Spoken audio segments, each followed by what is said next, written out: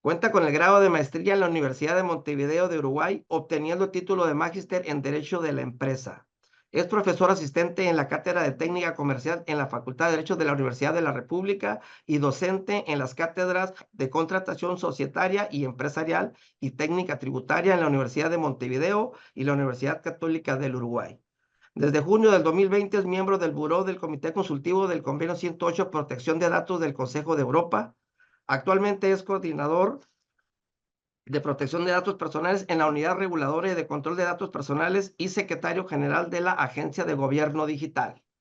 Doctor Gonzalo Sosa Barreto, bienvenido, muchas gracias por estar con nosotros y le cedemos el uso de la voz.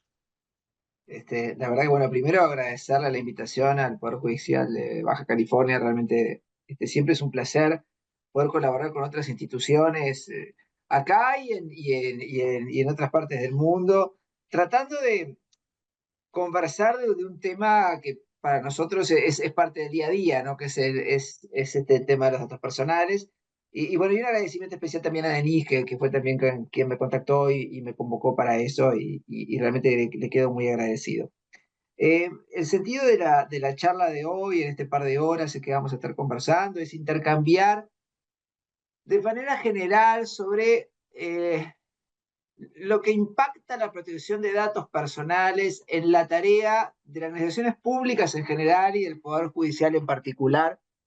Y les aclaro ya desde una perspectiva de una unidad de protección de datos personales de Uruguay, ¿sí? O sea que claramente, si bien voy a tratar de hacer algunas referencias genéricas a conceptos de protección de datos que son transversales normalmente a las legislaciones, sobre todo en América Latina, es cierto que son muchos conceptos que también tienen ciertas diferencias en las distintas legislaciones, en los distintos países en los que estamos trabajando, ¿no? Pero bueno, vamos a tratar de hacer algunas referencias genéricas y los exhorto a que lo conversemos, a que charlemos, a que intercambiemos experiencias, porque creo que un poco el sentido es eso, ¿no? De intercambiar esas experiencias y ese rol. Yo de vuelta les voy a hablar desde una autoridad de protección de datos personales de América Latina. Para eso les voy a compartir una presentación muy sencilla, donde vamos a tratar de dejar reflejados algunos de estos aspectos. A ver si ustedes pueden ver bien la presentación. Espero que sí. A ver, ¿se ve bien? Sí, ¿Sí? sí, sí. A ver, bueno. Muy bien, y para empezar, son todos, estimo, funcionarios del Poder Judicial, y por ende ya han tenido aproximaciones a estos temas, pero para nivelar ciertos conceptos o ciertas ideas de que estábamos hablando cuando hablamos de la protección de datos personales, la primera pregunta que nos hacemos es, bueno, ¿qué es un dato personal? ¿Sí? Que la mayoría de nosotros ya lo sabe y lo conoce, pero tal vez no nos damos cuenta, no dimensionamos la real extensión del concepto del dato personal, ¿no? Porque el dato personal, en definitiva, y más allá de distintas definiciones que puedan existir en distintos países, hace referencia a información de cualquier tipo referida a personas físicas o jurídicas en algunos casos, ¿sí? En principio físicas, en algunas legislaciones como la uruguaya tienen que ver con las jurídicas, pero fundamentalmente las físicas, las personas naturales en realidad, ¿no? Nosotros, determinadas o determinables, o identificables, identificadas o identificables también, ¿no? Entonces ahí cuando hablamos del dato personal, por supuesto que estamos hablando de los sonidos, por supuesto que estamos de las voces, ¿ah? De las imágenes de las personas, ¿ah? Pero también hablamos de los ingresos de una empresa, de la remuneración que tiene en su empleo, de sus datos biométricos, de sus datos genéticos. Todas estas informaciones son datos personales, ¿sí?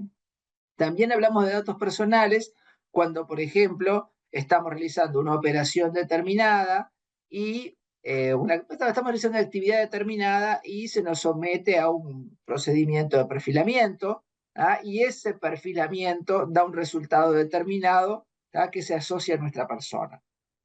Ese resultado también es un dato personal. Tenemos una discusión ahora interesante sobre qué pasa con los deepfakes. No sé si ustedes tienen idea de los deepfakes, o sea, estas cuestiones que En definitiva, bueno, toman mi imagen, toman mi persona y la colocan en una situación completamente diferente en la cual yo no participé a través de sistemas de inteligencia artificial. Entonces se usa mi imagen, pero se me pone en un contexto diferente a través de este tipo de sistemas. Bueno, ahí tenemos la discusión si ese resultado de ese procesamiento de mi imagen, por ejemplo, para crear una cosa nueva, es un dato personal o no, y la mayoría de la doctrina entendemos en este aspecto que sí, que se trata de un dato personal. Más allá de las cuestiones vinculadas al tema del uso de la imagen o no, o si es una cuestión directiva o no, pero que estamos tratando hablando de un dato personal. ¿Por qué? Porque se hace referencia a una persona determinada, ¿no? Dentro del concepto de datos personales, y si por favor, si esto es muy genérico, o si hay alguna duda, o al revés, o muy específico, me paran, me detienen, me dicen, levantan la mano, o abren el micrófono, me dicen Gonzalo, tal cosa, y lo conversamos. Dentro del concepto de datos personales que nosotros manejamos, ¿sí? Tenemos algunas cuestiones vinculadas a determinados tipos de datos que requieren condiciones específicas para ser manejados, para ser tratados. ¿Ah? Y en ese concepto están, por ejemplo, los datos sensibles, que si bien las distintas legislaciones le otorgan distintos alcances, normalmente hacen referencia a datos personales que tienen relación con el origen racial o étnico de una persona, con sus preferencias políticas, con su vida sexual, con información de su salud, de sus convicciones religiosas, morales, con su afiliación sindical. ¿Ah? En algunos países también se incluye como dato sensible el dato genético y el dato biométrico. ¿Por qué son sensibles? Porque la revelación de esta información puede generar, según la ley, un impacto significativo importante en la persona, mayor al que podría tener la revelación de datos como su nombre y apellido. Por ende, este tipo de datos en general requieren un cuidado especial en su tratamiento. ¿Sí? Los datos sensibles en general también están abarcados por obligaciones mayores que tienen todos los responsables de tratamiento. Ahora vamos a ver un poquito esos conceptos, pero en principio, en las legislaciones en que los tratan como datos sensibles, requieren algún consentimiento particular o requiere que sean gestionados o manejados por instituciones específicamente dirigidas a su tratamiento. Por ejemplo, un dato de salud, bueno, debería ser manejado por mutualistas, por hospitales, ¿sí? O por instituciones de salud. Por ende, bueno, eso se requiere un manejo particular y especial, o requieren un consentimiento especial de la persona para ser gestionados o manejados. Entonces también está esta cuestión y requieren obligaciones específicas, por ejemplo, evaluaciones de impacto, medidas de privacidad por diseño y por defecto, análisis especiales de seguridad a los efectos de garantizar que el tratamiento se va a realizar de manera adecuada y que no se van a revelar datos que generen impacto en las personas. O sea, todas estas cuestiones, toda esta batería de medidas están asociadas a determinado tipo de datos personales como los datos sensibles. Ustedes saben que por lo menos acá en Uruguay, es la definición de datos sensibles en Uruguay, ¿no? Menos la parte biométrica, que los biométricos no son sensibles, sino que son una categoría especial de datos protegidos. Tenemos esta referencia a los datos sensibles como origen racial y étnico, preferencias políticas, vida sexual, vida de salud. Entonces, esa sensibilidad genera, como yo les decía, todos estos mecanismos de protección. Hace un año y medio hicimos una encuesta en Uruguay, la primera encuesta específica sobre protección de datos personales y cómo la gente visualizaba la protección de datos personales. Encuestaron a 1.000 personas. Recuerden que acá en Uruguay somos 3 millones, así que 3 millones y descontando, porque somos cada vez menos según el censo, pero 1.000 personas fue lo que se hizo la encuesta y nos dio que para las personas los datos sensibles no eran los de su vida sexual, no era lo de su salud, no era de sus preferencias políticas, era su nombre, su apellido y su cuenta bancaria. O sea que eso era el dato sensible para las personas. Ahí tenemos alguna desconexión, como ustedes pueden ver, entre la realidad y lo que las personas y lo que dice la ley. Pero bueno, detalle nada más.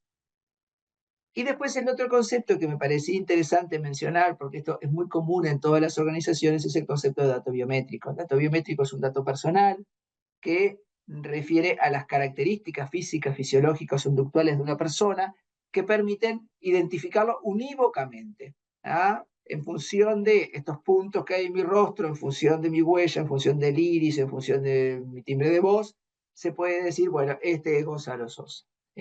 Y por ende, ese es un dato biométrico que está por todos lados. El tema de los datos biométricos, ustedes habrán escuchado la recolección, por ejemplo, del iris del ojo de WorldCoin, de la empresa que recolecta esa información. Habrán visto, o tendrán ustedes también por allí, como tenemos acá, cámaras que determinan la biometría de la persona para habilitar el acceso a determinadas organizaciones e instituciones. Todos esos datos son datos de especial sensibilidad en la mayoría de las legislaciones latinoamericanas son o se tratan por lo menos en formato de dato sensible y por eso requiere un determinado análisis particular por parte de quienes los tratan. Pero es cada vez más extendido el uso del dato biométrico para ingresar a organizaciones, ingresar a entidades públicas, para, bueno, habilitar ese tipo de accesos. Y en el caso de algunas organizaciones, como la de WorldCoin, también para generar un mecanismo único de identificación de la persona frente a otras. ¿Sí? Hasta aquí, bien, digo, alguna duda, alguna cuestión que quieran consultar. No. Bien. Algunas otras definiciones del mundo de la protección de datos que son es bueno conocer porque ustedes vieron que tenemos definiciones bastante específicas en algunos aspectos. También la mayoría de estas definiciones son comunes. El titular del dato, ¿no? Es esa persona cuyos datos son objetos de tratamiento, ¿sí? Que están además incluidos dentro del ámbito de aplicación de la ley. Normalmente estamos hablando de las personas físicas, no personas naturales, como le podrían decir también. En el caso de algunas legislaciones como la uruguaya, la persona jurídica, las sociedades, las empresas, las organizaciones, también pueden ser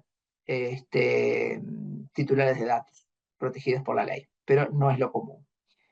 Luego tenemos la base de datos, ese conjunto organizado de datos personales que son objeto de tratamiento, procesamiento electrónico o no, cualquiera sea su modalidad. En líneas generales, acá estamos hablando de una libreta donde tenemos información de nuestros clientes, una planilla Excel u otras bases relacionales más complejas.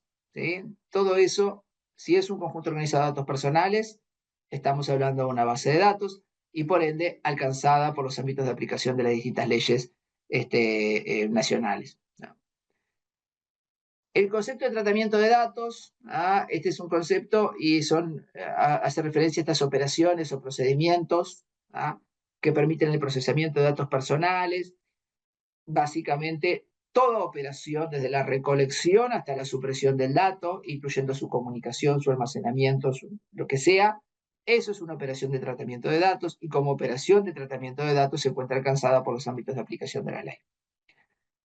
El concepto de comunicación de datos, acá la comunicación de datos es un elemento central, sobre todo en los casos de publicación de información, cuando la información sale del organismo o sale de la persona que lo conoce y se revela a un tercero, hay una comunicación de datos personales que también tiene determinados requisitos especiales, porque el objetivo de la comunicación de datos personales es que se pueda cumplir en principio con alguna finalidad que estuvo determinada antes o que va a estar determinada después, y no generarle un perjuicio a la persona, sino que esta revelación tiene que tener algo asociado, normalmente un interés del emisor y del destinatario, en esta operación de tratamiento y estar fundada en alguna base de legitimación, en el consentimiento de la persona o en alguna otra habilitación legal que lo permita. Esto es muy relevante cuando hacemos con dos aspectos puntuales, en organismos públicos en general, Poder Judicial por supuesto sí, pero en organismos públicos en general, que es cuando se remiten informaciones de un organismo a otro. Porque si se remiten informaciones de un organismo a otro, esa información personal es una comunicación de datos personales. Entonces, esa información y los alcances de esa información tienen que estar habilitados por alguna norma, alguna ley que lo habilite, alguna disposición de ese carácter que lo habilite, o en el consentimiento de la persona, o en algunas obligaciones, por ejemplo, de transparencia. También acá tenemos que hacer alguna referencia, y vamos a comentarlo después, a esta conjunción de derechos fundamentales como la transparencia, el acceso a la información pública y la protección de datos personales. Y luego tenemos dos conceptos que ustedes también ya los deben conocer. Uno es el del responsable, o controlador también, se le dice en algunas legislaciones. El responsable de tratamiento es esa persona físico, jurídica, pública o privada, titular de la base de datos o que decide sobre su finalidad, o su contenido y su uso. Acá estamos hablando siempre de la organización, ¿sí? Acá es el responsable de tratamiento es el Poder Judicial, el responsable de tratamiento, es la organización público-privada que tiene la base de datos, ¿sí? Y luego tendremos a la interna de esa organización distintas responsabilidades distribuidas en distintas áreas, pero los efectos de la protección de datos siempre el responsable es la organización o la entidad, ¿sí? Y después tenemos el concepto de encargado de tratamiento, que es una persona físico-jurídica que realiza actividades por cuenta del responsable. Es una organización o una empresa o lo que sea que por fuera del ámbito del responsable realiza alguna actividad de tratamiento por este. Por ejemplo, se contrata un servicio de almacenamiento de la información en un tercero. Ese tercero va a recepcionar esos archivos que se van a almacenar, los va a guardar. Esa operación de tratamiento, de almacenamiento de datos, es en definitiva ese es un encargado de tratamiento. Es una operación de tratamiento y ese es un encargado de tratamiento. ¿Por qué? Porque lo hace por cuenta del responsable. Lo mismo, se contrata una empresa de call center para que llame a las personas por N razón, para que sepan de sus trámites. Bueno, esa información que se remite a esa empresa de call center, que genera, que realiza esta acción por cuenta del responsable, ese es un encargado de tratamiento. Así que un poco para distinguir las figuras y la responsabilidad de una y otra va a ser diferente, porque generalmente las responsabilidades principales están en los responsables de tratamiento, ¿sí? Y los encargados tienen una responsabilidad, pueden tener una responsabilidad también directa, pero normalmente deriva de ese encargo que se hizo por cuenta por parte del responsable. Ahora, estos son conceptos generales, ¿no? Que hablamos de protección de datos, pero ¿de qué hablamos efectivamente cuando hablamos de protección de datos personales? Y cuando hablamos de protección de datos personales, y eso es importante tenerlo en cuenta, estamos hablando de un derecho humano, un derecho fundamental, un derecho asociado a la personalidad humana. Así está reconocido en distintas constituciones nacionales, en distintos convenios internacionales, y va más allá de lo que es la privacidad, porque muchas veces se suele asociar con la privacidad, pero en los últimos años este derecho ha adquirido un carácter autónomo que tiende a facilitar, por supuesto, es un derecho facilitador de otros derechos como la privacidad, como el honor, como la dignidad. Es cierto que nace de allí, ¿no? Cuando haces un poco de historia en lo que tiene que ver con cómo surge y hacia dónde va el derecho a protección de datos personales, encontramos, por ejemplo, la referencia ineludible en el siglo XIX al trabajo, al artículo de Warren y Brandeis en Harvard Law Review, en el que se hace referencia específicamente a esa esfera íntima de la persona.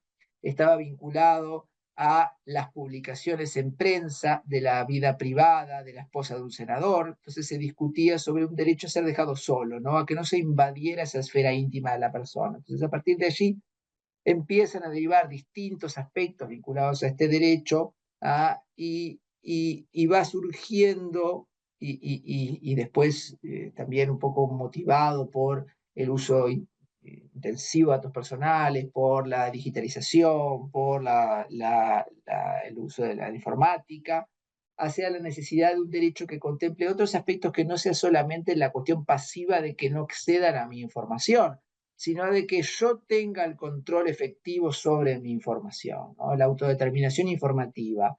A eso hace referencia al derecho a protección de datos personales. Yo controlo mis datos, ¿sí? Yo controlo lo que se hace con mi información. Ya no es solo no ingresen a mi esfera íntima, sino yo decido qué pasa con mis datos, porque esos datos en definitiva hacen a mi persona. ¿Sí? Y este es un derecho que surge con este alcance, bueno, en distintos instrumentos internacionales. Hay unos lineamientos de la OCDE del año 80. Hay un reconocimiento jurisprudencial inicial del Tribunal Constitucional Federal Alemán en el año 83, en el marco de un censo que se estaba realizando en Alemania, donde se le reconoce este alcance, además, como de autodeterminación informativa.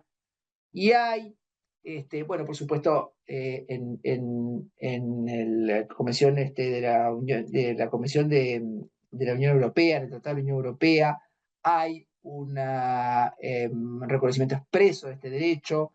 En el Convenio 108 hay un reconocimiento expreso de este derecho como un derecho independiente, diferente de otros derechos, pero con carácter de derecho fundamental.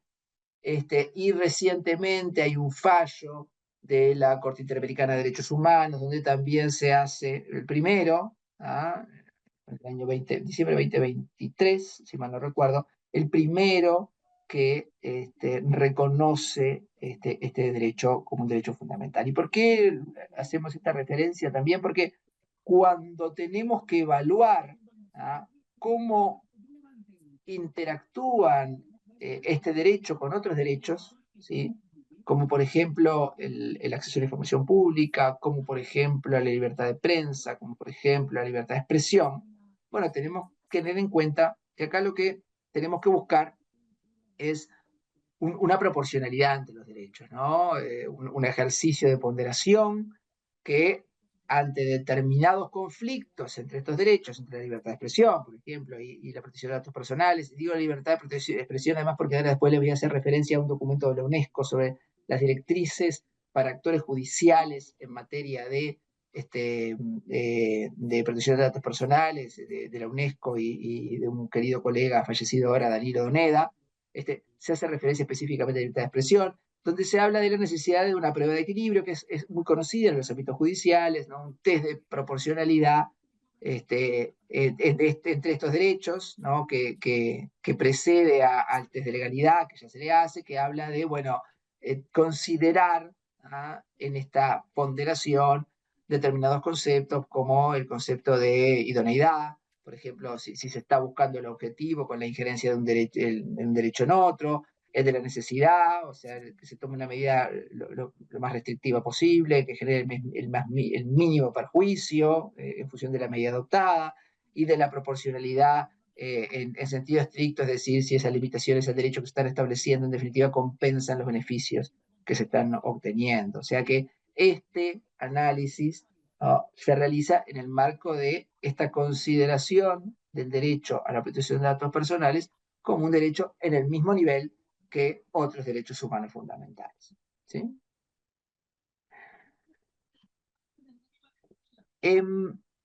Cuando hablamos además de protección de datos personales, y acá es un poquito un mix de cosas, tenemos que entender que más allá de, bueno, esto es lo primero, ¿no? Derecho fundamental. Bueno, más allá de esta cuestión del derecho fundamental a la protección de datos personales, el tratamiento de los datos en general se asocia a determinados principios rectores.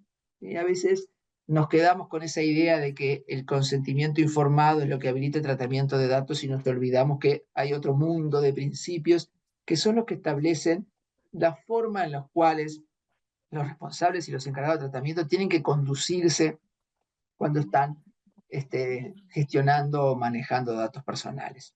¿Sí? Hay un conjunto de principios, hay un conjunto de derechos también y hay un conjunto de obligaciones, que son todas las que hacen referencia a cómo se tienen que tratar adecuadamente los datos personales. Y esto surge, por supuesto, como yo les decía, de distintas legislaciones nacionales, pero también de compromisos internacionales. El convenio 108, por ejemplo, del cual es parte México, no el 108 más, pero sí el 108. Creo que hay por ahí un micrófono abierto. Reflejan o regulan algunos de estos compromisos asumidos y que derivan en esta cuestión, yo les decía, de cómo las distintas empresas y organizaciones públicas tratan datos. ¿Sí? Entonces, un poco para que tengan una idea, es como una conceptualización a todo nivel de los principios. Los principios tienen distintos nombres en las legislaciones, tienen distintos, a veces, alcances, pero en líneas generales tienen que ver con estas cuestiones que están en esta PPT, tienen que ver con la calidad de los datos. ¿Sí? Acá nosotros tenemos un principio acá en Uruguay que se llama el principio de veracidad, que tiene relación con dos principios que están allí, el de minimización y el de calidad. Y los datos tienen que ser veraces, tienen que ser exactos, tienen que estar ajustados a la realidad, tienen que estar actualizados cuando corresponde actualizarlos. ¿Sí? Esto es una obligación fundamental de los responsables de protección de datos. No puedo tener en ninguna organización bases de datos desactualizadas. Entonces, la información que yo tenga de las personas, si yo estoy asumiendo la obligación o el interés o la necesidad o lo que sea de tratar datos personales, tengo que saber que tengo que tenerlo actualizado. Entonces, si la persona cambia alguno de esos datos y yo tomo conocimiento de esa modificación de ese dato, tengo que cambiarlo. Pero adicionalmente tengo que establecer procesos de actualización adecuados. ¿Sí? Entonces, si hay mecanismos, por ejemplo, que me habilitan a mí a consumir información de otros organismos públicos que me permiten mantener actualizada la base de datos en los estados civiles de las personas, bueno, debería arbitrar todos los mecanismos necesarios para mantener esos datos actualizados y no esperar a que la persona venga a actualizarlos. ¿Sí? Eso tiene que ver con la calidad de los datos y tiene que ver con cómo yo estoy manejando la información personal. El principio de finalidad, ¿sí? A veces o de limitación de propósito también se dice, bueno, yo los uso para algo. ¿Sí? La información personal que se maneja en el marco de un proceso judicial es la necesaria para ese proceso. No la puedo usar para otra cosa. Si yo recabo información de contacto de una persona en el marco de un expediente o recabo información de contacto de una persona para una finalidad específica, no la puedo utilizar con un fin diferente a ese para el cual se recolectó. En algunos casos se pueden habilitar algunos fines compatibles, no necesariamente tiene que ser exactamente el fin para el cual se recolectó, pero en líneas generales tiene que haber una cierta aproximación entre la finalidad declarada cuando yo voy a hacer esa operación de tratamiento y para la cual lo estoy utilizando. ¿Sí? Hasta aquí, ¿sí? ¿Alguna duda, alguna consulta? ¿Algo para comentar? ¿No les estoy aburriendo mucho? Bueno, espero que no. En el previo consentimiento informado, ¿sí? El consentimiento informado es un principio central en todas las legislaciones de los países latinoamericanos, por supuesto, y en algunos casos es la única base que legitima el tratamiento de los datos. ¿Sí? Eso es un problema, en realidad, porque los organismos públicos en general tienden a emplear otras bases para el uso de la información personal. Si yo quiero hacer una reclamación determinada y para esa reclamación yo tengo que proveer información personal, seguramente el tratamiento que haga el organismo de esa información no va a estar basada en el consentimiento informado, sino en un mandato legal que tiene el organismo de llevar adelante ese trámite, ese proceso, para lo cual precisa esa información personal. ¿Sí? Entonces, si esa información está asociada al cumplimiento de esa obligación del organismo, por ende, la legitimación para tratar esa información y para manejarla no está en el consentimiento de la persona, sino está en esa obligación que el organismo tiene. Esto es un concepto un poco complejo a veces de gestionar y de manejar, porque, como les decía, a veces no en todas las legislaciones está previsto otras causales de legitimación distintas del consentimiento informado, o, bueno, no queda muy claro cuál termina siendo el mandato o cuáles son los alcances de la información, lo cual no es deseable, porque en realidad esto debería ser un tema muy claro, pero en líneas generales, como yo les decía, Normalmente los organismos públicos, sobre todo, que están ejerciendo una actividad determinada, suelen sustentar sus operaciones de tratamiento de datos personales, los trámites que realizan, en una obligación legal o un mandato legal que tengan, o constitucional, o lo que sea, de llevar adelante determinados trámites para los cuales precisen esa información. Ahora, la información, de vuelta, relacionada con la finalidad y relacionada con el otro principio que vamos a ver ahora, que es el de minimización. Yo necesito la cantidad de información mínima necesaria para llevar adelante ese proceso. Entonces, si yo no necesito saber para este proceso determinado, para este trámite que estoy haciendo, no necesito conocer el grupo sanguíneo de la persona, no se lo voy a pedir. Porque aquella cuestión que existía antes y que cada vez está tratando de restringirse cada vez más, de que cuanto más información tenga mejor, en realidad en el mundo de la protección de datos eso no corre. En el mundo de la protección de datos la información es la estrictamente necesaria para el cumplimiento de la finalidad que yo tengo. Y cuanto más información tengo, más riesgo genera para el organismo, porque tiene que tomar más medidas de resguardo de esa información. Así que bueno, eso es un poco también asociado al principio de minimización. Nosotros, como yo le decía, ese principio acá en Uruguay se llama principio de veracidad y contiene los dos, calidad, minimización. El tema de la seguridad de los datos, bueno, ¿qué les voy a decir hoy en día en materia de seguridad de los datos, ¿no? Con los incidentes de seguridad que están por todos lados, que los contamos de a miles, que se producen n número de incidentes por segundo, y los incidentes en general impactan en la protección de datos personales. ¿Qué se relaciona este principio entonces de seguridad de los datos? Bueno, sabemos que los incidentes pueden pasar y que uno puede tomar todas las barreras que quiera, pero por más que uno ponga un muro de ladrillos, alambre de púa por arriba, cerco eléctrico, dos perros, si quieren ingresar, van a ingresar de alguna forma, ¿no? Entonces acá el objetivo es que las medidas garanticen, en la medida de lo posible, la seguridad de los datos considerando el tipo de datos que se están gestionando. Bueno, y ahí hay que involucrar a los equipos técnicos de las organizaciones. ¿Sí? Es importante involucrar a los equipos técnicos de tecnología de las organizaciones, tener un responsable, sobre todo en organizaciones grandes, que manejan mucho volumen de datos, ¿sí? Tener responsables de seguridad de la información, que estén preparados, tener equipos técnicos que estén preparados y que puedan colaborar en la determinación de las medidas y después eventualmente, si hubiera un incidente, en la remediación y en evitar mayores perjuicios en el caso de los incidentes. Porque una vez que la información se pierde, una vez que la información se publica en la dark web, es muy difícil. ¿Sí?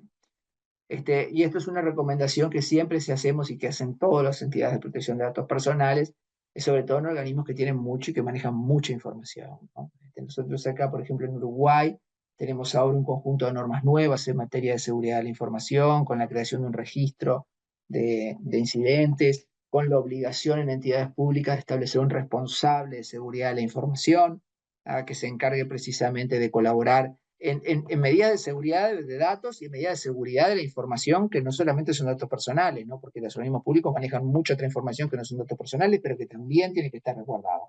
Pero ahora, lo que hace la protección de datos personales, hay un principio específico que es de seguridad de la información. ¿Bien? La transparencia, ¿sí? La transparencia acá no es el concepto de transparencia que solemos manejar en lo que tiene que ver con el acceso a la información pública. ¿Sí? El concepto de transparencia tiene que ver con que la gente sepa para qué y por qué se están usando sus datos, quién los tiene, dónde están, dónde puede ejercer sus derechos, cómo sabe qué operaciones están haciendo. Se transfieren al exterior, están en territorio nacional. Todo eso hace a la transparencia en la protección de datos personales. Usé algoritmos para determinada cuestión, se tomó determinada decisión utilizando un sistema automatizado de datos que valoró mi información personal y después dio un resultado. Todo eso tiene que ver con la transparencia y protección de datos personales y es un principio central en el tema de la protección de datos, que acá en Uruguay no lo tenemos regulado, por ejemplo, como principio, pero que sí está referido como un derecho, que es el derecho a la información. ¿Sí? Así que tiene que ver que tiene un alcance muy parecido al de un principio de transparencia, pero bueno, un poco para que tengan idea de por qué hablamos de transparencia en protección de datos personales. ¿Sí? Tiene que ver con eso, ¿no? Para que la gente conozca y sepa por qué, cómo, de qué forma, quién está tratando sus datos. Y el otro principio que les quería comentar, que me parece un principio muy relevante, porque tiene que ver con todas estas cuestiones de las obligaciones y de qué es lo que tienen que hacer las organizaciones públicas, es el de responsabilidad proactiva, ¿no? La responsabilidad proactiva implica pensar con la protección de datos personales desde el momento de inicio del diseño de sistemas, de elaboración de procesos, vamos a publicar determinada información que antes no publicábamos. Bueno, ¿cómo lo vamos a publicar? ¿Sí? ¿Qué información vamos a publicar? Ahora vamos a conversar un poquito de las reglas de Heredia, que se aplican específicamente para la comunicación de datos en el Poder Judicial. Vamos a contratar un servicio nuevo, porque los servidores que tenemos no nos dan. Vamos a contratar un servicio nuevo que nos va a dar más espacio de almacenamiento, de procesamiento de datos. Bueno, ¿cómo vamos a hacer esa contratación? ¿Qué cláusulas va a tener? ¿Quién va a asegurarse de que la información se nos reintegre? Esos servidores que vamos a contratar, ¿están en el exterior o están aquí? Vamos a crear un registro de juicios y vamos a hacer una valoración de los alcances de los distintos fallos judiciales. Bueno, ese sistema que vamos a utilizar, vamos a usar un sistema de inteligencia artificial para establecer cómo están fallando los jueces. Bueno, ese sistema que vamos a utilizar, el algoritmo lo conocemos, sabemos cómo maneja los datos, toma los datos personales de las personas, hace un proceso de anonimización previo, quién lo va a publicar, quién lo va a gestionar.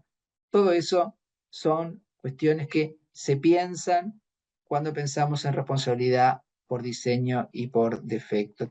Hay algunas cuestiones acá en el chat, pero no sé si son preguntas para mí. Ustedes cualquier cosa me dicen, porque si no, hablo y no me doy cuenta. ¿Sí? A ver, creo que no. Así que bueno, todas esas cuestiones hacen obligaciones de responsabilidad proactiva y hacen a estas obligaciones de las organizaciones que deberían de cumplirla no solo por los compromisos asumidos a nivel nacional, sino también por otros compromisos asumidos a nivel internacional, como por ejemplo yo le decía en el convenio 108 y 108 más, ahora cuando entra en vigencia del Consejo de Europa.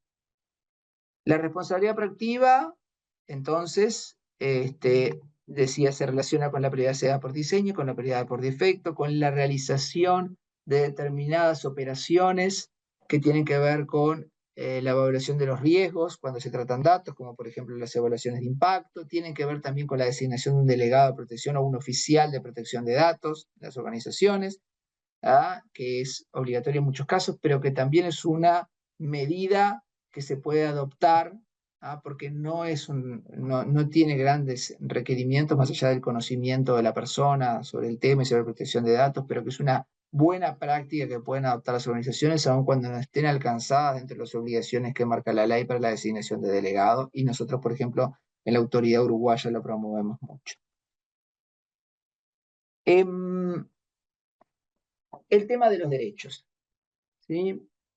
Yo les hablaba de que teníamos un conjunto de principios que son esas líneas directrices que tienen los responsables y los encargados sobre cómo actuar y cómo van a manejar la información personal.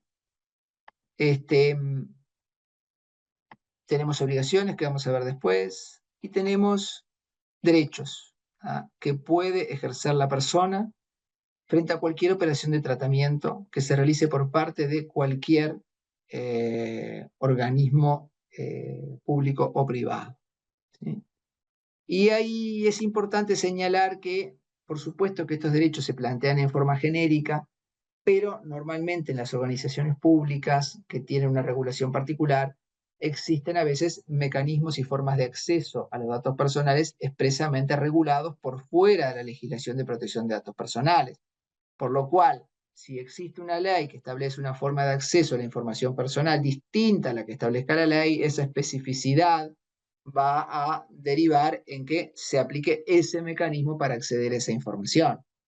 Si existe determinado proceso con determinada reserva, bueno, me parece un poco difícil, pero bueno, alguna investigación policial sobre una persona que impida el acceso a esa información que se está desarrollando, o a veces fiscal también, ¿no? Que se está realizando sobre una, que impide que se acceda por esa persona incluso a la información de ella mientras se están realizando esos procedimientos, bueno, habrá que estar a lo que dicen esas normas.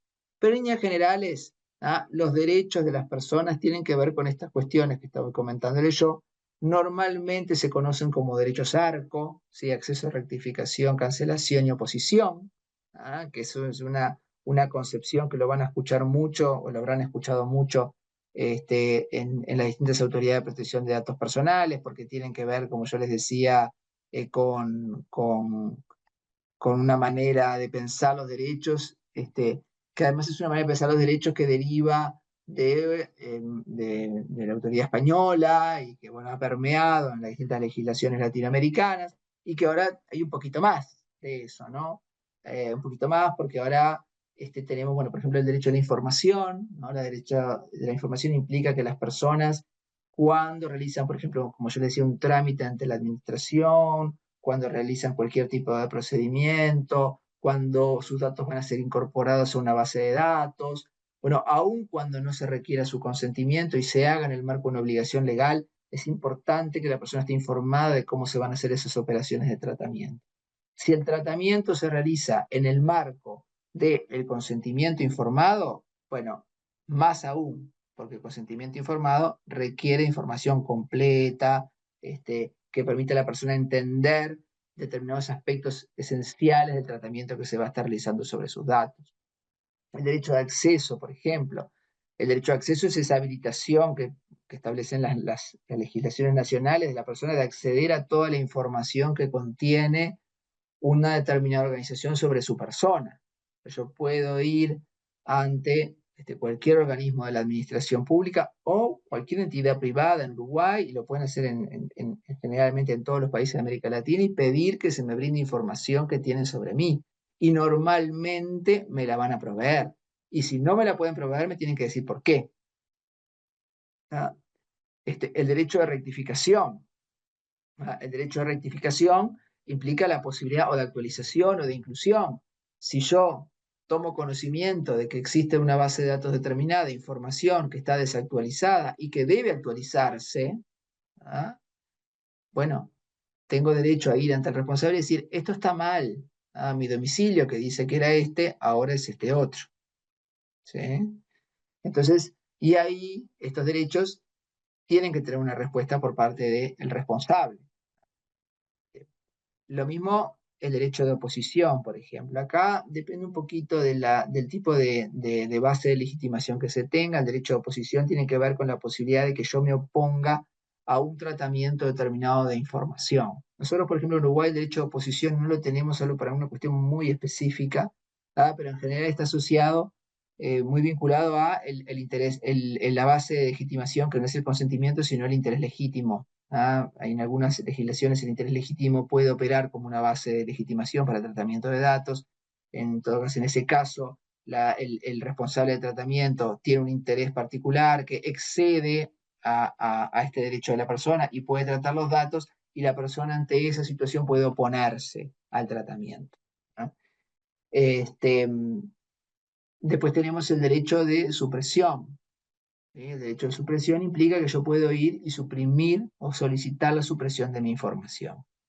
No necesariamente me tienen que decir que sí. Supónganse que yo tengo información que me perjudica en una base de datos determinada y quiero que se suprima, pero si esa información se está utilizando con una finalidad determinada y puedo generar un perjuicio a un tercero, por ejemplo, esa información no se puede suprimir. Me tienen que decir, mira, no se puede suprimir. ¿Sí? El derecho de supresión saben que también tiene un vínculo un vínculo muy estrecho, sobre todo en la legislación europea, con el derecho al olvido, que nosotros lo mencionamos siempre porque generalmente a la gente le interesa. No sé si conocen a qué se hace referencia cuando hablamos de derecho al olvido, si han escuchado hablar del tema alguno, o si conocen cuál es el alcance. ¿Sí? No, capaz que no. Este, el derecho al olvido tiene que ver con la posibilidad de que se elimine información que se obtiene de mi persona a través del uso de motores de búsqueda. ¿Sí? Ahí, por ejemplo, tenemos una normativa europea donde hablaba de esa posibilidad de que, bueno, si yo quiero que se elimine determinado enlace a un sitio web que resulta de ese motor de búsqueda, tengo que hacer una operación ante el proveedor de servicio Internet, la empresa detrás de ese motor de búsqueda, y obtener la desindexación, ¿sí? La eliminación del enlace, no del sitio, no de la publicación en el sitio, sino la eliminación del enlace. Eso es la cuestión compleja ahí con respecto al tema del derecho al olvido, es que la solicitud no se hace ante quien hizo la publicación en sí mismo, ¿no? Sino ante la empresa que está gestionando el motor de búsqueda. Y eso tuvo una cierta discusión a nivel europeo sobre si era pertinente o no pertinente darle a las empresas que gestionan estos motores de búsqueda, que no las voy a mencionar, pero todos sabemos cuáles son, esa competencia de definir si se puede eliminar un enlace o no vinculado a una persona determinada, ¿no? O si eso es una tarea que corresponde a una autoridad de protección de datos, a una autoridad judicial, ¿no? Les comento, por ejemplo, porque acá en Uruguay hemos tenido algunas sentencias interesantes con respecto a ese tema, sobre el derecho al olvido, porque, bueno, hay quien entiende que existe y entiende que no, y la Suprema Corte de Justicia en Uruguay, por ejemplo, entendió que ese derecho al olvido existe, que no necesariamente se funda solamente en la Ley de Protección de Datos Personales, sino también en otros derechos, ¿no? No solo en la protección de datos, sino también en el derecho al honor, a la dignidad, y por ende habilitó o confirmó, en realidad, una sentencia de primera instancia y de segunda instancia, en las cuales se entendía que los motores de búsqueda debían eliminar enlaces que resultaban perjudiciales, en este caso para una persona. O sea que es una discusión a nivel judicial que se ha planteado interesante acá en Uruguay, y tenemos primera, segunda instancia y casación también. O sea que es un tema interesante y ha generado cierta movida acá en Uruguay al respecto. Bueno, el derecho a la portabilidad también es otro derecho, presenta muchas legislaciones. Yo puedo, no tiene que ver con el acceso, sino tengo derecho a llevarme toda la información que hay en un responsable hacia otro, en el formato que yo pida, libre de gas, de costos. Acá en Uruguay esto no existe, salvo para la portabilidad numérica, para las empresas de telefonía celular, que ahí yo puedo portar mi número, pero la portabilidad como derecho genérico en Uruguay no existe. Y después está otro derecho que el que yo decía es el de impugnación en tratamientos automatizados, ¿no? Este derecho de impugnación en tratamientos automatizados se relaciona con esa posibilidad de que la persona, ante un tratamiento que le ocasiona un perjuicio, ¿ah? Y ante una decisión que se basa en un sistema que, utilizando un algoritmo determinado, me perfila en una u otra categoría, ¿ah? Poder decir, bueno, ¿por qué? ¿Ah? Que alguien me explique el por qué y poder oponerme a esa decisión que se adoptó sobre mi persona. ¿Ah? El sistema determina que yo soy un 6. Bueno, ¿por qué soy un 6? Bueno, entonces voy a objetar ese por qué. ¿Ah? O sea que está esa cuestión y tiene mucho que ver con las cuestiones de la inteligencia artificial también. ¿Ah? Porque hace referencia a cómo estos sistemas automatizados, ¿ah?, terminan generando un perjuicio para la persona sin un involucramiento humano y sin un conocimiento exacto de las razones por las cuales se tomó esa decisión. Este derecho, que tiene que ver con esa impugnación y tiene que ver con el derecho a la información, implica esa posibilidad de que las personas reclamen cuando se está tomando una decisión en base a datos que evalúan aspectos determinados de su personalidad y que la colocan en uno o en otra categoría. Acá, esto tiene que ver con transparencia, por supuesto, y esto también tiene que ver con transparencia. Esto sí tiene también que ver con transparencia en el sector público del acceso a la información pública, ¿no? Porque las normas en materia de acceso a la información pública en general tienden a exigir que se brinde los mayores datos posibles sobre la actuación de la administración. Y esto, cuando es la administración la que utiliza el tipo de sistemas, también tiene un fundamento, no solo en la ley de protección de datos personales, sino también en la ley de acceso a la información. Y acá tenemos algunas, por ejemplo, en Uruguay tenemos la posibilidad de definir criterios vinculados a esto por parte de la unidad de datos personales, pero bueno, esto es una cuestión muy, muy, muy específica. El otro concepto que es interesante que ustedes tengan presente, porque es muy común y tiene que ver con las transferencias internacionales de datos. Acá en general, las transferencias internacionales de datos implican la salida de los datos personales hacia el exterior del país, y tiene que tener un fundamento determinado. No pueden transferirse datos internacionalmente sin el cumplimiento de determinadas medidas, sin que se cumplan determinadas garantías específicas en los países de destino, ¿no? Para eso se usan distintos mecanismos, ¿no? Desde acuerdos judiciales internacionales que habilitan este tipo de transferencias, el uso de cláusulas contractuales, la adhesión a determinados sistemas, como ha hecho México al CBPR, ¿sí? Que permiten la transferencia de determinadas empresas o organizaciones que están en el marco de un esquema de certificación determinado. ¿Ah? Este, todas estas bases en general de legitimación son las habilitantes de la transferencia internacional. Y se los comento porque la transferencia internacional no es esa operación compleja de un sistema rarísimo, distinto, difícil.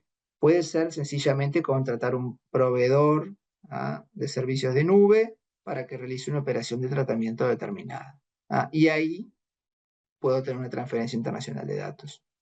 Entonces eso también requiere el cumplimiento de determinadas medidas y en algunos casos también la autorización por parte de la Autoridad de Protección de Datos competente. O sea que tengan presente que, como yo les decía, ¿no? el simple contratación, como les decía, de un servicio de nube en el exterior puede implicar una transferencia internacional de datos personales.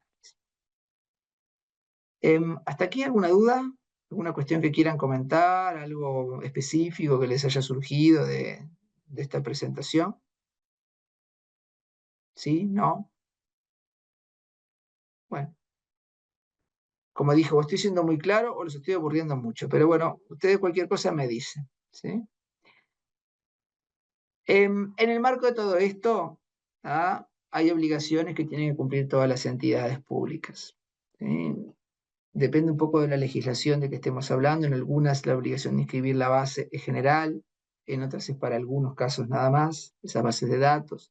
Pero la importancia de tener, aunque no se inscriban, identificadas las bases de datos, ¿no? Identificada la finalidad del tratamiento del dato, ¿no? Es necesario que se realice un proceso de análisis de toda la información y de todas las bases que tenemos, porque es una garantía el día de mañana, si tengo algún problema, de que estando la información organizada y estructurada, bueno, dar una respuesta adecuada, tanto si lo requiere la Autoridad de Protección de Datos Personales, como si viene a ejercerme un derecho la persona. Si la persona ejerce su derecho de acceso a la información, tiene que estar dispuesta de una manera que me habilite a mí a responder el ejercicio de ese derecho, porque si yo no respondo a la persona en tiempo y forma, estoy incumpliendo con la ley, y puedo ser sujeto a alguna sanción, ¿sí? Contar con políticas de privacidad en los sitios web, y contar con políticas de privacidad en general. Esto hace también a la transparencia, ¿no? Si yo estoy recolectando datos en un sitio web para la realización de determinado trámite, tengo que contar con políticas de privacidad que le permitan a la persona conocer cuáles son sus derechos, conocer cómo se está gestionando su información, saber dónde puede ejercer ese derecho. Todo eso está en el marco de políticas de privacidad, que es un concepto distinto de términos y condiciones de los sitios. ¿Sí? O sea que tiene que ver también con, como les decía, con esta cuestión de transparencia, transparencia, transparencia. Cumplir con las obligaciones de la ley en general, por supuesto, esto es de perogrullo. Designar un delegado de protección de datos o un oficial de protección de datos según la legislación. Y como yo les decía, esto, aunque no se constituya en una obligación legal, sí es una práctica deseable por parte de organizaciones, sobre todo las organizaciones grandes, que puede también relacionarse, o sea, no sustituye una figura a la otra, pero el delegado puede ejercer esta función, o si no se puede designar a alguien más para una persona, una sección ante quien se ejerzan los derechos. En los organismos muy grandes, ¿ah? Si no tenemos bien dirigido hacia dónde las personas tienen que ejercer sus derechos y quién los va a manejar y gestionar, podemos correr el riesgo de no contestar en tiempo, que se nos pierdan esas solicitudes. ¿Eh? Por ende, definir desde el inicio por parte de las organizaciones quién va a ser la persona que lo recepcione o cuál va a ser la sección que lo recepcione, aunque después lo derive a otros lugares, es fundamental y central para una adecuada utilización de la información de las personas y por ende, y dar respuesta al ejercicio de esos derechos. Yo les hablaba de la figura del delegado de protección de datos personales porque me parece interesante en el marco del Poder Judicial y en el marco de otras organizaciones tener claro qué hace esta figura y por qué es importante que se designe el delegado o el oficial de protección de datos, aun cuando no esté dispuesto obligatoriamente por la ley. Porque esto es una persona que está dentro de la organización, que se encarga de asesorar en la formulación, en el diseño, ¿sí? En la aplicación de las políticas de protección de datos personales dentro de la organización. Es alguien que sabe de protección de datos y que sabe del negocio. ¿Sí? Es alguien que conoce la problemática interna de la organización, pero que además sabe de protección de datos personales y es capaz de, ante una operación de tratamiento, cómo vamos a publicar las sentencias, qué contenido tienen que tener los oficios de respuesta judiciales a solicitudes de otros organismos públicos. Bueno, ¿cómo vamos a manejar esta base de datos de los empleados? Desde una cosa hasta la otra, de la función jurisdiccional a otro tipo de funciones administrativas en la interna organización. Todo eso es importante que tener un delegado de protección de datos personales que sepa cómo manejar esa información y qué tenemos que hacer con ella. ¿Qué procedimiento necesitamos tener en cuenta para contestar eventuales ejercicios de derecho por parte de las personas? Se encarga de supervisar el cumplimiento de la normativa, este delegado de protección de datos personales. ¿Ah? Bueno, surge una nueva disposición que tiene que ver con protección de datos, o se quiere definir a ver si efectivamente determinado tratamiento, una base de datos, tiene o no tiene que ver con la protección de datos personales, con el cumplimiento de la ley. Proponer medidas para ajustarse a la normativa, a los estándares internacionales, actuar como nexo entre la entidad y la Autoridad de Protección de Datos. Todas estas son funciones típicas del delegado de protección de datos personales. Miren, les cuento, nosotros hemos tenido recientemente distintas instancias de colaboración con el Poder Judicial en Uruguay.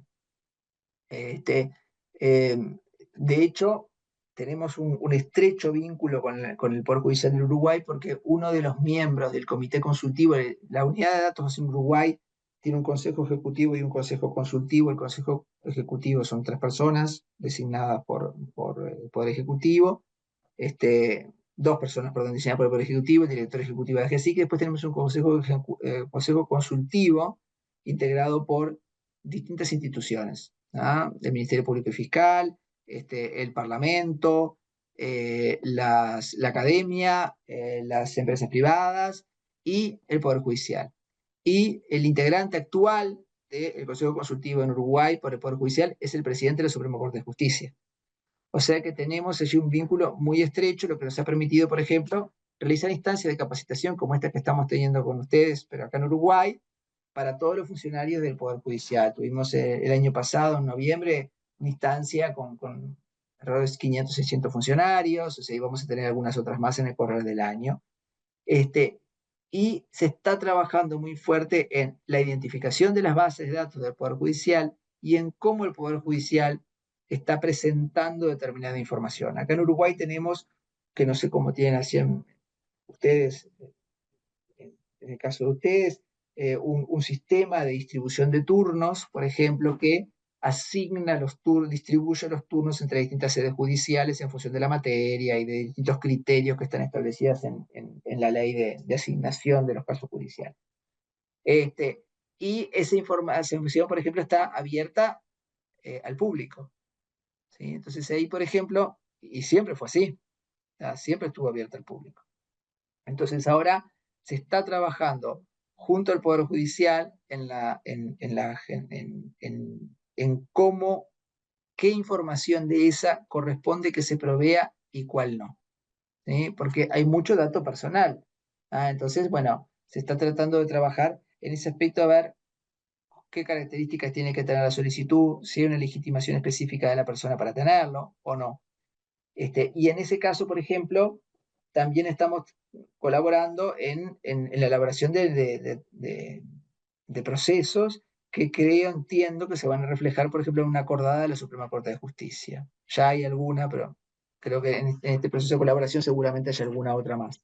Así que vieron que es importante también tener un vínculo con la Autoridad de Protección de Datos Personales, y todo esto lo estamos haciendo conjuntamente con la comisión que oficia de delegado en el Poder Judicial, porque hay una comisión que tiene más de una persona porque es un organismo complejo. Entonces, en eso estamos tratando de manejar cómo se provee esa información que oportunamente, en un momento no se proveía, o solamente con una solicitud calificada, luego se empezó a proveer solamente a pedido, y ahora estamos en un proceso de revisión a ver cuál es el alcance de los datos que se pueden brindar.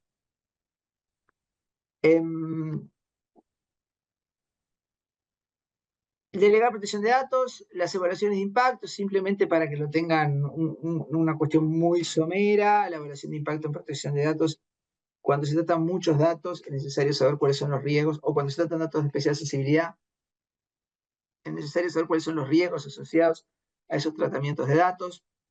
En líneas generales, lo que se hace es un análisis de riesgo de la información, y ese análisis de riesgo nos permite gestionar cuáles son, por supuesto, bueno, los riesgos, por supuesto, pero también cuáles son las medidas de mitigación que se van a adoptar, y elaborar un plan de tratamiento de esos riesgos. Eso es una tarea que es una tarea propia, por ejemplo, del delegado de protección de datos, de las oficinas de tecnología, pero también de las áreas jurídicas, porque las evaluaciones de riesgo también implican consecuencias que tienen que estar valoradas en función de cómo impactan en las personas, pero implican también el cumplimiento de normas. Por eso hay análisis de marco normativo, hay análisis de los contextos de tratamiento, hay que tener un conocimiento de las bases de datos, o sea que todo esto requiere un análisis profundo de cuáles son las operaciones de tratamiento que se realizan, cuáles son los datos que se manejan y cuáles son los sistemas que tenemos para asegurarnos que los riesgos estén debidamente mitigados y eliminados. Bueno, eliminados es difícil, pero bueno, por lo menos mitigados. Y cuáles son esos niveles de riesgo, y cuáles puedo aceptar y cuáles no. Hay algunas cuestiones vinculadas a la responsabilidad funcional. Esto normalmente, por lo menos, no es así en acceso a la información pública, pero sí en protección de datos personales. Por supuesto que hay responsabilidades generalmente que están asociadas a la función pública, ¿no? Al rol como funcionario público, y que van más allá de lo que es la protección de datos personales. Como yo le decía, generalmente la revelación de información personal que tiene el responsable, aun cuando haya sido a través de uno de sus funcionarios, hace responsable, en términos de la ley, a la organización, no al funcionario en sí, más allá de sus responsabilidades individuales, que normalmente están por fuera de lo que establece la Ley de Protección de Datos Personales. Y estas son responsabilidades que van más allá, como yo les decía, no solo de la Ley de Protección de Datos Personales, sino que van más allá también normalmente de los meros compromisos de confidencialidad.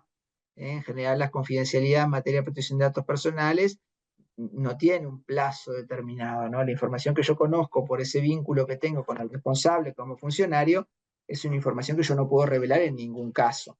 generalmente los compromisos de confidencialidad tienen que ver más bien con la información de las organizaciones y se establece un plazo determinado para su revelación, pero no es el caso de la responsabilidad en el caso de datos personales. Uno de los aspectos relevantes, y sobre todo en el caso de organismos públicos y en particular del Poder Judicial, tiene que ver con la publicación de información. ¿No? ¿Por qué? Porque los organismos públicos en general estamos obligados, yo lo hablo también desde el lado de la protección de datos personales, a la publicación de información en el marco de las obligaciones de transparencia activa que tenemos por las leyes de acceso a la información pública. Esa publicación de información requiere que resoluciones judiciales, sentencias, determinada información de procesos, sea publicada en los sitios web del organismo. ¿Sí? Y ahí lo que vamos a tener es información personal e información no personal. ¿Sí? Con información no personal en general no tenemos problema. ¿Ah?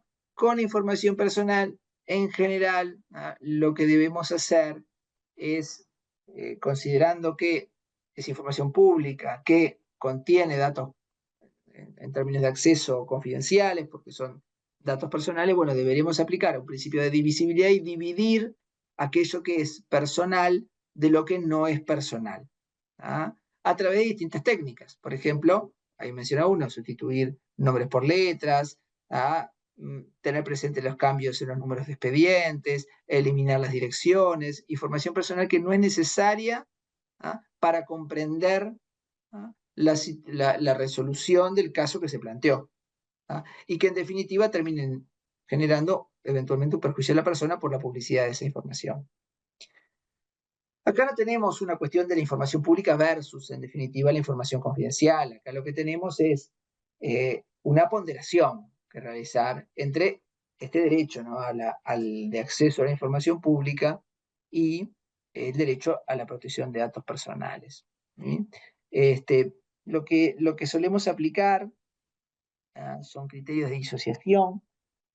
Y hay un aspecto también que es importante a considerar, que es el alcance de, y la mayoría de nuestros países en América Latina son partícipes de, ¿no? de estas iniciativas en materia de gobierno abierto y de datos abiertos. ¿Por qué? Porque en definitiva la información que nosotros como organismos públicos generamos es pasible de ser utilizada por otros para tomar decisiones, para llevar adelante distintas medidas, y por eso existe una promoción fuerte de la apertura de datos, la generación de datos abiertos que puedan ser además reutilizables. Son datos que la apertura de datos no significa solamente poner datos a disposición, sino que se pongan en un formato específico que permita su reutilización con unas finalidades distintas.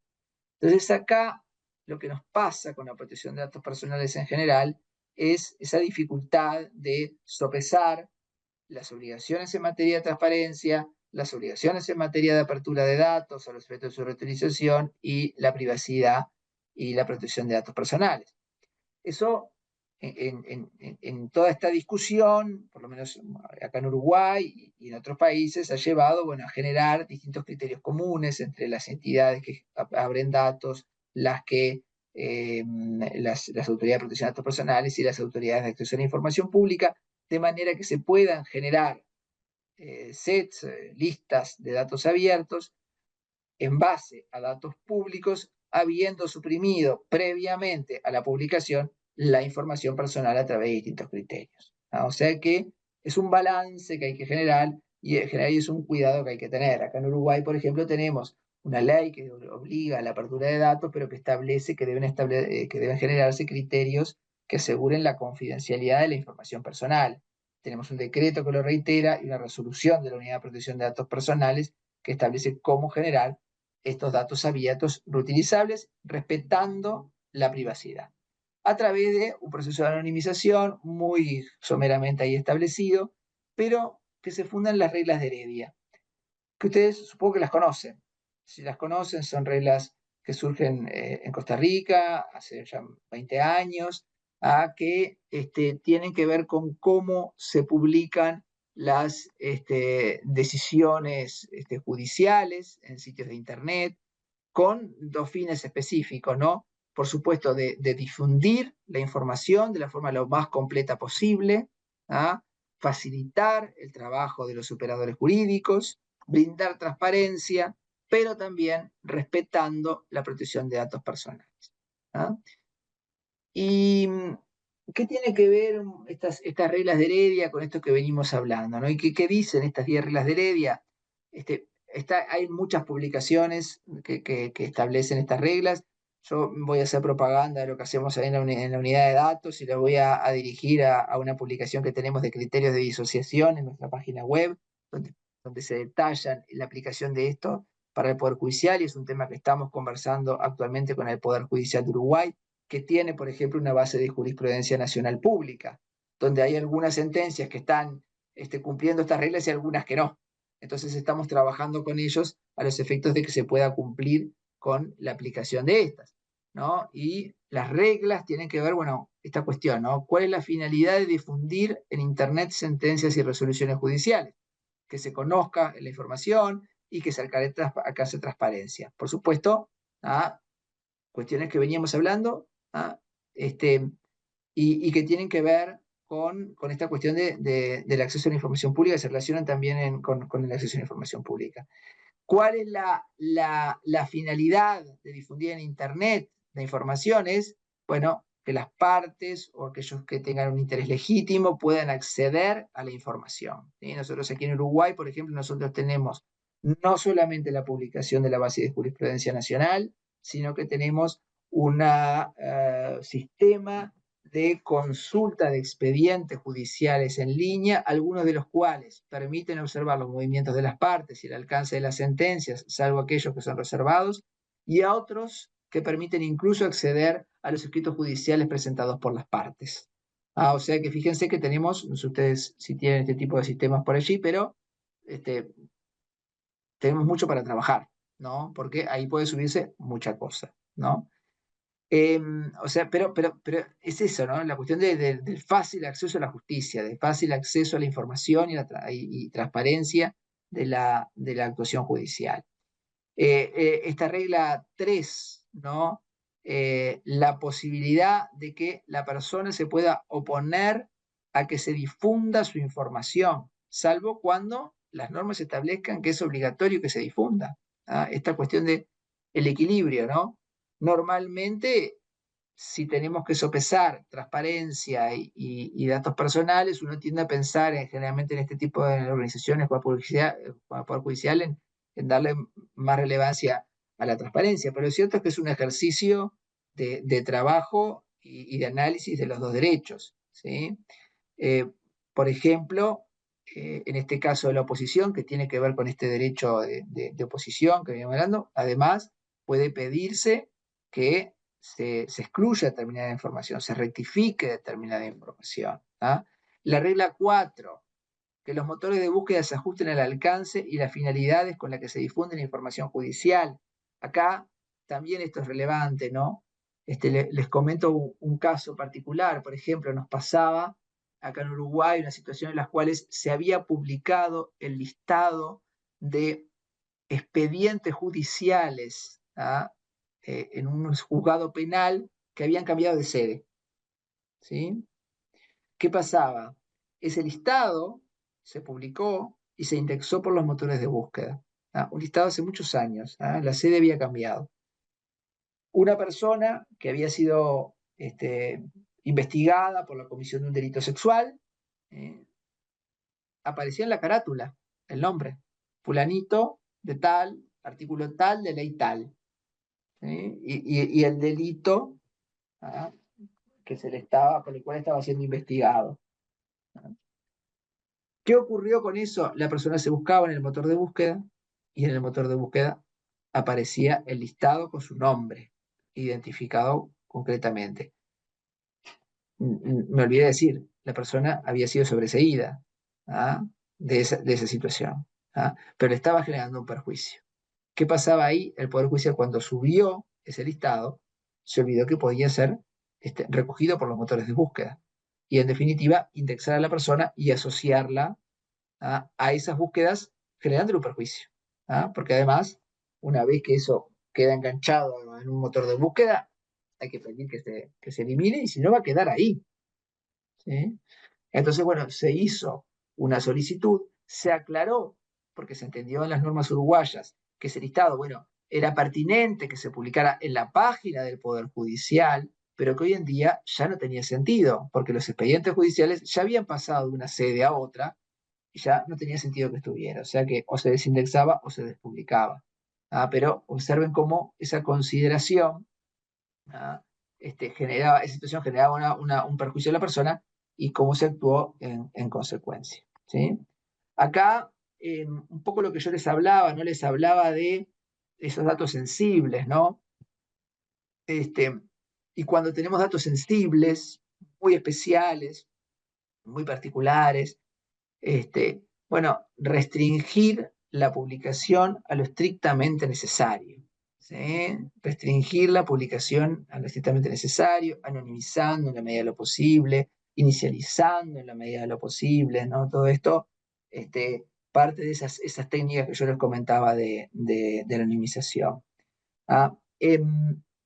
Siempre cuando hablamos de procedimientos judiciales, de procedimientos administrativos en general y de información en general, acá, y esto es un criterio que en general tenemos todas las autoridades y en doctrina siempre se ha mencionado, bueno, si la persona es una persona pública, normalmente su derecho y lo que está ocurriendo, el tratamiento de datos que se está haciendo o el conocimiento de la información, tienen que ver con su actuación como funcionario público y no estrictamente con su vida privada, cede la protección de datos personales frente al derecho de acceso a la información pública. ¿Sí? O sea que ahí, como que en la ponderación que tenemos que hacer de los derechos, bueno, normalmente las investigaciones respecto de funcionarios públicos por su conducta en su función, ¿ah? Tienden a prevalecer la transparencia frente a la protección de datos personales. Y esto, por supuesto, que tiene que ver con cómo ejercen su función. O sea, esto no aplica a la vida privada, a las cuestiones de familia, salvo, bueno, situaciones particulares. En principio tiene que ver con esa función. Y incluso todo eso también tiene limitaciones, porque hay determinados datos identificatorios que no son necesarios, bueno, ahí por ahí dicen los domicilios, tal vez otros datos identificatorios, no es necesario que sean revelados. Esto un poco ya lo hemos hablado, ¿no? El equilibrio de los derechos, en base a datos de sentencias, motores de búsqueda, por ejemplo, que ignoren nombres y datos, en base de datos de información procesal, criterios de búsqueda de identificación del número único del caso, evitar listas preordenadas, por criterios distintos de nombre de las personas. Acá el objetivo es minimizar los riesgos. Si yo estoy buscando un criterio jurisprudencial a través de la búsqueda en la base de jurisprudencia nacional, los nombres no me interesan. Me interesa saber si es una persona física, si es una persona jurídica, cuál es el vínculo que hay entre ellas, tal vez, pero no me interesan los nombres en concreto de esas personas, y eso es lo que tenemos que buscar. Yo les comentaba de la situación de los análisis, de las sentencias y los análisis judiciales. Tenemos, por ejemplo, en Uruguay una iniciativa de creación de un registro de procesos judiciales y de análisis de resoluciones de los jueces en materia en distintas materias, en realidad, a través de la revisión de las sentencias proveídas por los propios juzgados. Bueno, el objetivo ahí en realidad es hacer un análisis jurisprudencial, pero eliminar las referencias personales, por más que las sentencias en sí mismas, porque es la sentencia dictada por el juez, ahí sí van a venir los nombres. El tema es la publicación después, ¿no? Pero en esa sentencia, bueno, eliminar esas referencias cuando se está haciendo el procesamiento de datos personales y quedarnos con el resultado de esa decisión. O sea que ese es un poco el sentido. El tratamiento de datos de infracciones solamente puede ser reservado por la autoridad pública. Hay algunas autoridades y algunas normas en materia de protección de datos que habilitan la publicación de sanciones. En Uruguay es así, por ejemplo, pero todo bajo el paraguas de en la finalidad determinada del organismo, para qué lo vamos a publicar, es necesario, no es necesario, cuál es el interés que tengo, o hay alguna norma que me mande publicarlo, porque capaz que hay. Hay después algunas previsiones en estas reglas de Heredia sobre, por ejemplo, el dictado de la sentencia, pero esto es una cuestión de un criterio general para todos los funcionarios públicos, ¿no? Bueno, tratar de evitar cuestiones que terminen revelando informaciones de terceros o hechos que no vayan a hacer, no vayan a colaborar en el resultado que se quiere, ¿no? Es complejo, es muy difícil esto, pero bueno, es parte de ese pienso que se le pide a los operadores judiciales que tengan. Y bueno, hay una regla 10 vinculada a convenios con editoriales jurídicas, un poco también de respetar cuando se hace alguna publicación de una sentencia, un análisis de jurisprudencia, bueno, también reflejar un poco estas reglas.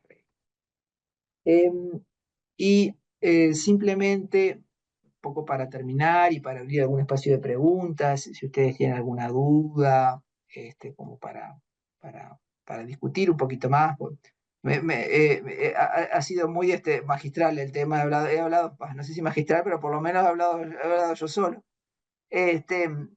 Algunas conclusiones, a mí me gusta mucho este, este documento, que tuve el gusto además de poder ver su presentación, estar en la presentación. Este documento se hizo hace unos cuantos años atrás y se hizo la presentación en un evento sobre libertad de expresión que se desarrollaba acá en Uruguay. Fue elaborado por un queridísimo colega, ahora fallecido recientemente, lamentablemente, es el profesor Danilo Doneda, muy conocido en el ámbito de la protección de datos personales.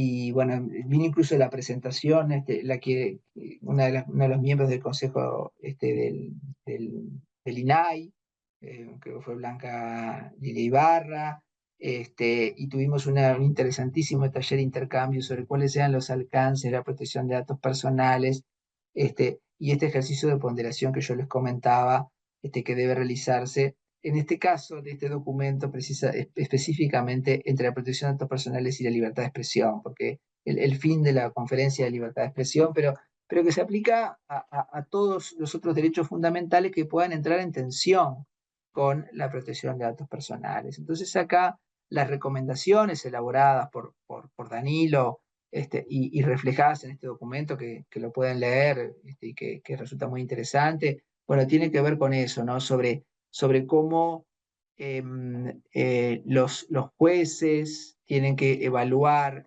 este derecho a la protección de datos personales, y considerar cómo se ha reflejado en los debates, en los documentos vigentes, considerar este carácter instrumental del derecho a la protección de datos personales, que tiene por objetivo proteger no solo la persona y no los datos, sino otros derechos que también impactan a la persona, como el honor, como la dignidad, como la libertad. Entonces todo eso tiene que hacerse esa ponderación y hacer esa consideración, lo que está no solamente en instrumentos internacionales, sino también que se debate en doctrina, que hay sentencias hoy en día de la Corte Interamericana de Derechos Humanos y de la Corte Europea, por supuesto, muchas más, ¿no? Considerar también que este derecho se va haciendo cada vez más relevante a medida que se usa cada vez más la tecnología de la información y las tecnologías de la comunicación y la disponibilidad de información. Ustedes saben que los sistemas de inteligencia artificial se usan cada vez más para todo. Inteligencia artificial implica algoritmos más datos. Entonces el derecho a la protección de datos tiene un rol fundamental en la vida actual, y por ende hay que plantearse cómo opera en el ámbito tecnológico, ¿sí? Y la manera de revisar, no sé si lo dice buena parte de la doctrina, lo digo yo que no soy un experto en este tema, pero que sí lo dice buena parte de la doctrina, es a través de este análisis del test de proporcionalidad en tres partes, que como yo les decía, en general viene precedido de un análisis de legalidad, a ver si efectivamente esto es viable en función de las normas, para poder considerar la protección de datos y otros derechos. Nosotros En general, ustedes saben que hemos tenido una reciente sentencia, no judicial, sino jurisdiccional. Nosotros tenemos un órgano que es el Tribunal de lo Contencioso Administrativo, que tiene función jurisdiccional, pero que es el que resuelve en última instancia las acciones de nulidad que se plantean contra los actos de la administración, contra los actos administrativos, ¿no? Y recientemente tuvimos alguna sentencia de ellos porque se impugnó por parte de un medio de prensa una decisión de la unidad de datos personales sobre el alcance de la ley de protección de datos y la libertad de expresión, porque se argumentaba que la libertad de expresión no podía ceder frente a la protección de datos personales. Ahí tuvimos, si bien la sentencia en realidad nos dejó con gusto a poco porque desestimó la acción de nulidad que había interpuesto el medio de comunicación contra una resolución nuestra de la unidad por temas formales, o sea que nos quedamos sin lo sustancial. Sí tenemos algún informe del Procurador del Estado en lo contencioso administrativo, que es quien tiene el rol de asesorar a los miembros del tribunal con respecto a lo sustantivo de la sentencia, donde da razón a los argumentos de la unidad vinculada a esta ponderación de los derechos que tiene que realizarse y a que la protección de datos personales tiene también un decir y tiene que ponderarse y en algunos casos incluso otros derechos como la libertad de expresión pueden ceder frente a ellas. Y la última conclusión que llega Danilo en este documento de la UNESCO tiene que ver con la importancia, ¿no?, del impacto tecnológico de los derechos y que es la tecnología también la que genera esta repercusión en las personas y que la posibilidad de ejercer los derechos también viene dado por las propias características de la tecnología, ¿no? O sea, acá este derecho es un hecho que tiene mucho que ver con la sociedad de información y conocimiento, con la revolución tecnológica, con la transformación tecnológica, un poco por esto que yo les venía comentando, ¿no? Cuanto más usamos la tecnología, más datos generamos, cuanto más avanza la tecnología, más datos no solo se pueden generar, sino se infieren de nosotros. Entonces, más importante es el derecho a la protección de datos personales. Si considero que publicar los nombres completos de litigantes y el tipo de juicio que se tramita en el boletín judicial viola los derechos de datos personales.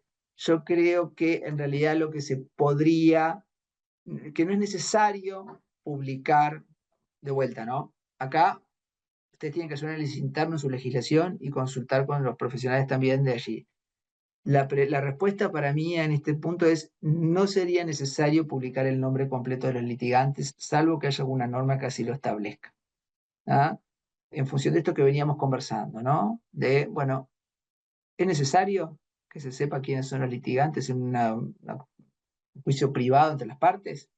¿O lo importante acá es conocer cuál fue la decisión, cuáles fueron los motivos del fallo? ¿Ah? Parece que fuera lo segundo, ¿no?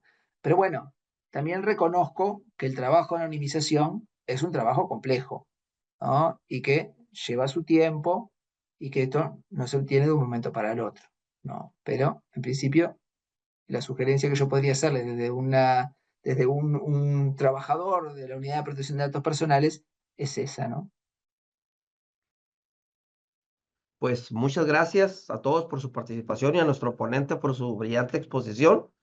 Vamos a dar lectura a un reconocimiento que se le hará llegar, doctor, por la vía que usted nos indique, mismo que a la letra dice: el Poder Judicial del Estado, a través del Consejo de la Judicatura del Estado y del Instituto de la Judicatura, otorga el presente reconocimiento al doctor Gonzalo Sosa Barreto por su valiosa participación como expositor en la conferencia Aspectos Generales de los Datos Personales en el Poder Judicial, realizada a través de la plataforma de Zoom el 11 de marzo del presente año, con una duración de 2 horas. Firma el magistrado Alejandro Isaac Fragoso López, presidente del Tribunal Superior de Justicia y del Consejo de la Judicatura del Estado; la consejera Cecilia Razo Velázquez, presidenta de la Comisión Académica del Consejo de la Judicatura del Estado, perdón, y el maestro David de la Rosa Anaya, director del Instituto de la Judicatura del Estado. Pues muchas gracias, doctor González Sosa Barreto, por su exposición. Y no sé si quiere algunas palabras o algo.